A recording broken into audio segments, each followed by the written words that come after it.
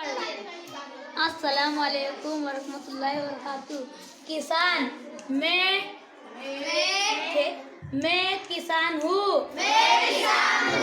मैं खेत में काम करता हूँ। मैं फल और तरकारियाँ उगाता हूँ।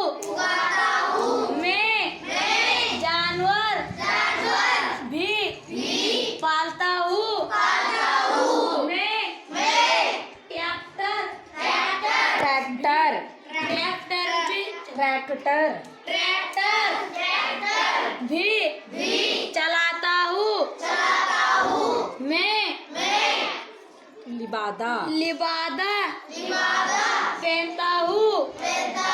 और मैं सुबह सवेरे उठता हूँ।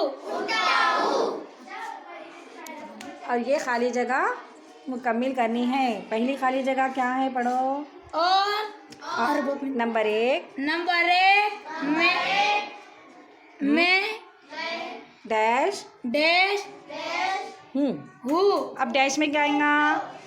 किसान। Good, very good. क्या आएगा? डैश में क्या आएगा बच्चों?